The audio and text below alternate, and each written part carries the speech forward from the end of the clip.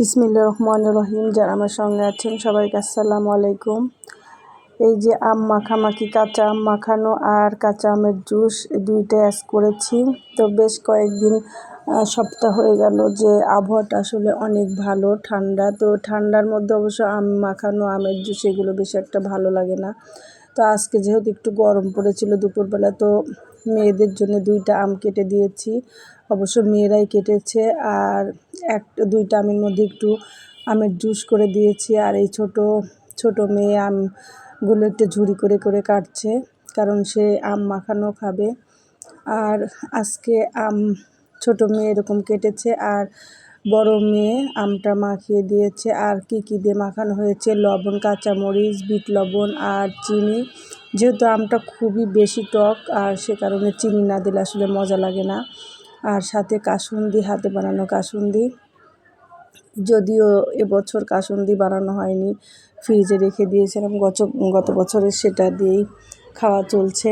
আর ছোট মেয়ে আম কখনো কাটে না, আজকে কাটতে গিয়ে কিভাবে ঘষেছে আল্লাহ পাক জানে। আর ওর হাত একটু ছিলে গেছে, যার কারণে সে আর আম মাখাতে পারেনি। বড় মেয়ে আম মাখাচ্ছে।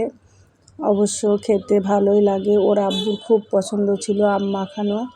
যখন সে ছিল তখন সবাই মাখিয়ে কার আগে কে খায়, কী যে আনন্দ ছিল সেই আম খাওয়া। এখন অবশ্য সব কিছুই হয় আনন্দ ছাড়া। তো ছোটো মেয়ের হাত কেটে গেছে, যার কারণে সে আবার চামিচ দিয়ে খাচ্ছে। আর আম মাখানো ওর আব্বু থাকতে আসলে বেশি মাখানো হতো, এখন বেশি একটা মাখানোই হয় না। এবছর অবশ্য আম খুব কম, আর আমার বাজারে তেমন একটা যাওয়া হয় না। তো জ্যোতিরাম্মু ভাবি একদিন কিনে দিয়েছিল, তো সেটাই ফ্রিজে রেখেছিলাম। যেহেতু ঠান্ডা ঠান্ডা ভাব, এর জন্য মাখানো হয়নি। তো আজকে একটু মাখিয়ে দিলাম, যে ওরাই অবশ্য মাখিয়েছে।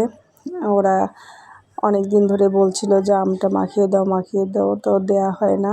তো যারা আমার ইউটিউব চ্যানেলটি এখনও সাবস্ক্রাইব করেননি, প্লিজ একটু সাবস্ক্রাইব করে আমার পাশে থাকবেন। আর আসলে কোনো কিছুতেই আমার কিছু হয় না, কপালে তেমন কিছু আগাচ্ছে না। চেষ্টা তো অনেকই করি, আসলে হয় না কোনো কিছু। ব্যর্থ মানুষ আমি আসলে।